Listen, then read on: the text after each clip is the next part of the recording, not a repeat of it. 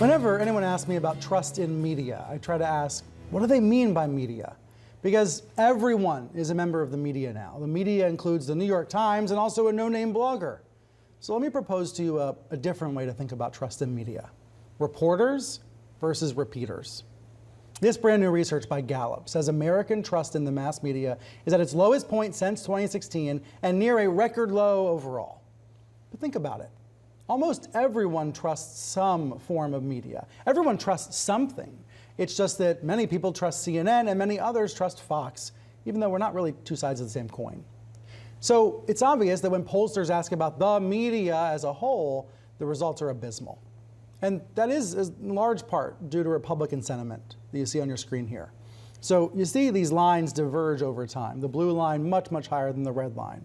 Republican trust in mass media is at rock bottom lows. And yet, Fox's ratings are high and Fox's stars are beloved. So there is trust there. But the chasm, the canyon between Democrats and Republicans is critical to understand. Democrats say they generally trust mainline news sources. Republicans say they do not. The space between them is Grand Canyon-sized. And as Matt Gertz of the liberal Media Matters noted, the thing about that partisan skew is that it means that negative press coverage is much more damaging to Democrats, whose voters will believe it, and less damaging to Republicans, whose voters generally won't believe it. It's an interesting point. But the even bigger point, I think, is about what the press is. What's the nutritional value of the content? Is it produced by reporters or by repeaters? So at the risk of repeating myself a little bit, okay? Repeaters are the talk radio shouters who tell listeners to hate the other side. They're on TV and radio telling the same story every day. Repeaters are outlets like One America News, which replays Donald Trump's lies on a loop and runs random news packages made by other companies. Repeaters are all over Facebook in hyper-partisan private groups that cherry-pick stories and confrontational memes and make you really rageful. Repeaters are Twitter trolls who anonymously amplify propaganda and try to wear the rest of us down with their repetition.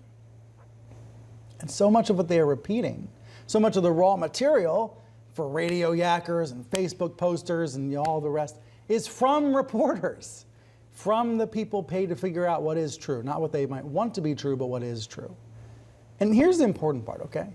There are easy ways to tell the difference between the two, between reporters and repeaters. CNN, for example, has news bureaus all around the world, all over the place, all the red dots. That's a lot of reporting power.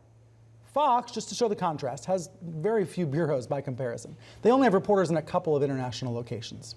So Fox does a lot less reporting and a lot more repeating. But this isn't about ideology or anything. It's about a type of content. Fox and Friends got it all wrong today. Don't you wish you had a dime for every time somebody said to you, what would happen to America if we didn't have Fox News? I mean, we'd have no alternative information at all. I mean, just think about that. It's not about alternative information. It's about whether media outlets are spending the money to staff the bureaus and send out troops and sort out fact from fiction. It's about repeating versus reporting. Fox and Friends does almost nothing but repeat. So pollsters posing broad questions about the media doesn't really tell us a lot. The same is true with misinformation. This is a new poll from AP and NORC showing 81% of Americans say misinfo is a major problem. But I suspect that's because everyone distrusts some form of media. It's the converse to what I said earlier. Everyone trusts some sources, but they distrust other sources. They see that stuff as misinformation. So thus everyone thinks there's a big misinformation problem because they don't believe the other version. If there's a solution to this, and I don't know if there is, because we live in one America and two media worlds, but if there is a solution, it's through reporting. It's through reporting, not repeating. It's through doing the work and showing the work and showing how it happens every day. And it's also through asking some hard questions about why is it that right-wing media outlets do so little reporting? Why do they employ so few reporters and so many commentators and columnists and opinion writers?